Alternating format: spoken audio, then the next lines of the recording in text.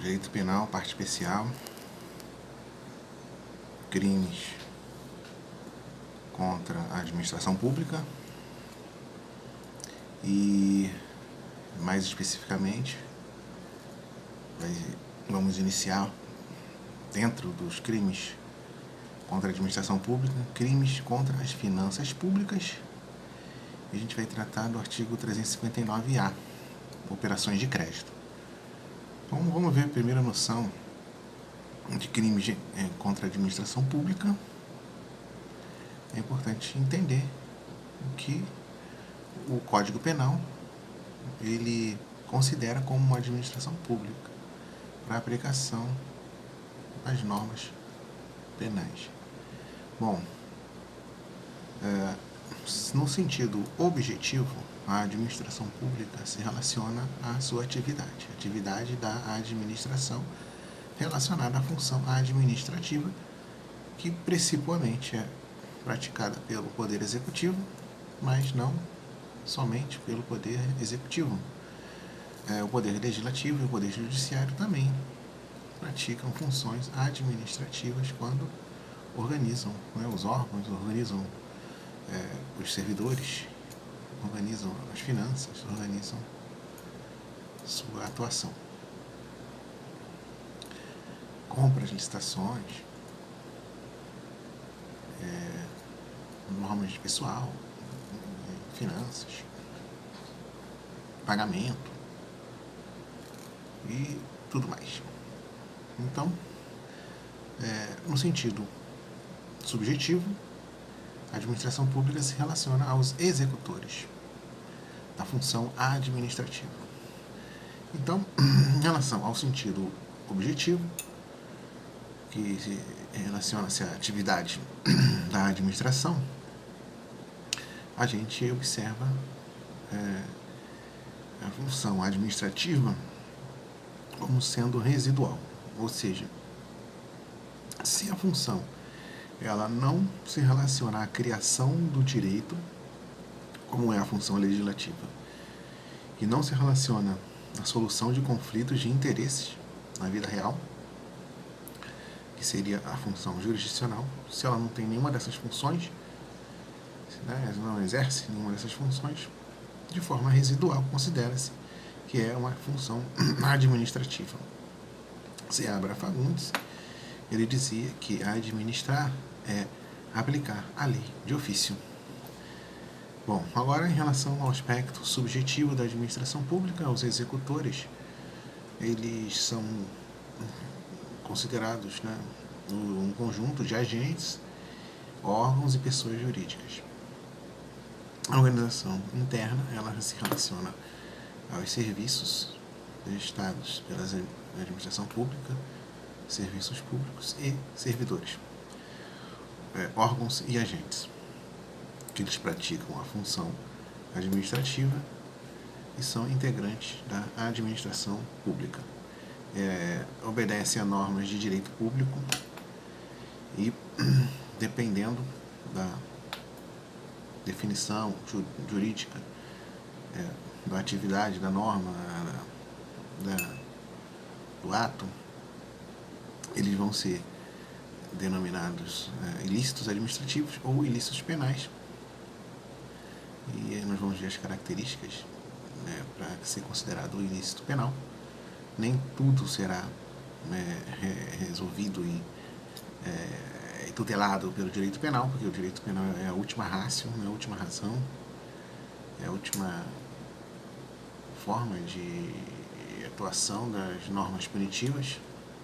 Pode ser resolvido pelo direito administrativo sancionador, quando não é uma questão que se relaciona a uma efetiva proteção do interesse público, que, quando não foi possível ser resolvido por outras normas do direito.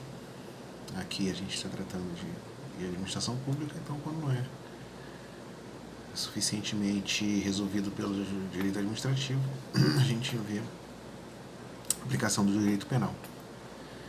Então, para uma efetiva proteção do direito público, quando o direito administrativo não foi suficiente para exercer essa proteção, é necessária a tipificação dos crimes contra a administração pública, que dessa forma vai haver um sujeito, né, na administração pública, considerando um sujeito administrativo e atividades administrativas.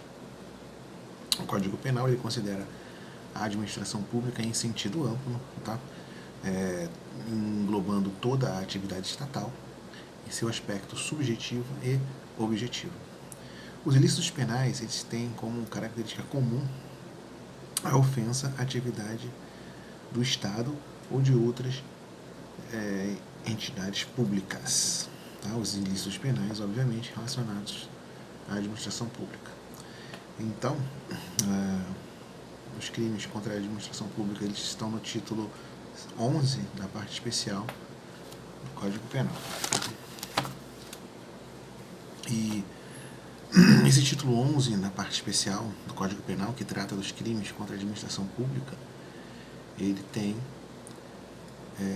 5 capítulos, na verdade, são numerados de 1 a 4, porque existe após o capítulo 2, o capítulo 2A, que foi inserido, né, posteriormente. Então, a contagem vai ser capítulo 1, 2, 2A, 3 e 4. Capítulo 1, do título 11, na parte especial do Código Penal, crimes contra a administração pública, ele trata de crimes praticados por funcionário público, chamado intraneus, contra a administração em geral. O capítulo 2 trata dos crimes praticados por particular extraneus contra a administração em geral. O capítulo 2A ele trata dos crimes praticados por particular contra a administração pública estrangeira. Capítulo 3 crimes contra a administração da justiça. E o capítulo 4, que é o que nós vamos ver hoje, é o crime contra as finanças públicas. São delitos de vitimização difusa, porque atinge aqueles que são tutelados pela administração. Então,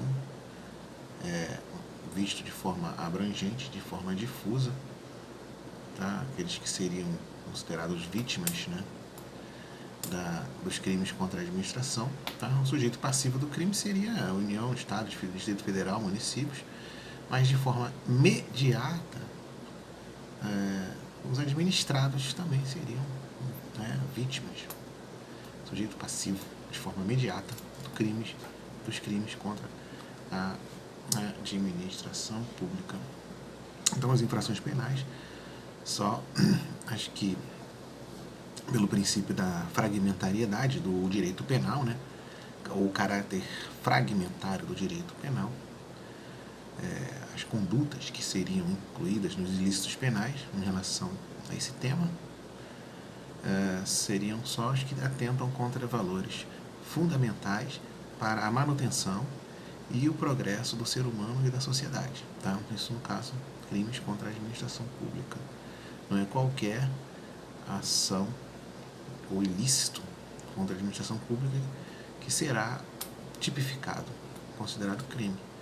Somente aqueles que atentam contra valores fundamentais para a manutenção e o progresso do ser humano e da sociedade. É necessário também o princípio da subsidiariedade, porque se a questão puder ser resolvida pelas normas de direito administrativo, não será necessário e não será incluída essa questão como uma questão, um ilícito penal, né? Princípio da fragmentariedade e da subsidiariedade. O direito penal como última ratio. Objetividade jurídica. O bem jurídico tutelado, segundo Vincenzo Manzini, seria o interesse público, tá? Relacionado ao normal funcionamento e ao prestígio da administração pública, tendo em vista questões como probidade, desinteresse, capacidade e competência, disciplina, fidelidade, segurança, liberdade, decoro funcional, respeito à vontade do Estado, em relação a determinados atos ou relativos à própria administração. Então agora, especificamente, a gente entra no capítulo 4 do título 1 do parte especial do Código Penal, dos crimes contra as finanças públicas. Até agora a gente fez uma visão geral, um apanhado geral acerca dos crimes contra a administração pública. Agora a gente vai entrar especificamente no capítulo 4, crimes contra as finanças públicas. Bom, os crimes contra as finanças públicas, eles estão relacionados a condutas relativas a questões que estão na Constituição, basicamente na Lei de Responsabilidade Fiscal. Tá? Esse capítulo foi trazido pela Lei 10.028 de 2000, que é a Lei dos Crimes de Responsabilidade Fiscal. Então, relaciona-se basicamente com o título relativo a finanças públicas na Constituição, artigo 163 a 169, onde se apresentam normas constitucionais relativas à gestão do patrimônio público, e a Lei Complementar 101 de 2000, que é a Lei de Responsabilidade Fiscal, que traz normas de finanças públicas relativas à responsabilidade na gestão fiscal. O artigo 1º, o artigo 1º, parágrafo 1º da Lei Complementar 101 de 2000, Lei de Responsabilidade Fiscal, ela traz a ideia de que a responsabilidade na gestão fiscal, ela vai ser uma ação planejada e transparente, onde se previnem riscos e se corrigem desvios no tocante a questões que afetariam o equilíbrio das contas públicas. Então, essa seria a questão que envolve os crimes contra as finanças públicas. O artigo 73 da LRF fala de infrações que podem ser em relação ao Código Penal, que estão delineadas no Código Penal. Também na Lei 1079 de 1950, que é a Lei de Crimes de Responsabilidade. O Decreto-Lei 201 de 1967, responsabilidade de prefeitos e vereadores. Também questões relacionadas à lei de improbidade administrativa, que é a Lei 8.429 de 1992. Então, dentro desse capítulo 4 do título 11, a parte especial do Código Penal, incluído pela Lei 10.028 de 2000, Lei dos Crimes de Responsabilidade Fiscal, vamos ver a objetividade jurídica. Então, os crimes contra a administração pública, eles são os dos artigos 359-A até 359-H do Código Penal. A objetividade jurídica dos crimes contra as finanças públicas é que a administração pública, em seu aspecto patrimonial, deve preservar e deve, o delito, as tipificações penais servem para que se preserve as finalidades públicas dentro do aspecto patrimonial da administração pública. E além dessa questão da preservação das finalidades públicas no seu aspecto patrimonial, há também um aspecto moral, como objetividade jurídica, desses crimes contra a administração pública, agora mais especificamente crimes contra as finanças públicas. Tá? Então, o que significa o aspecto moral? Seria um aspecto de probidade dos agentes públicos, que lidam com e tem as finanças públicas, e são responsáveis por estar agindo, prevenindo riscos e corrigindo desvios em uma ação planejada e transparente, evitando que se afete o equilíbrio das contas públicas.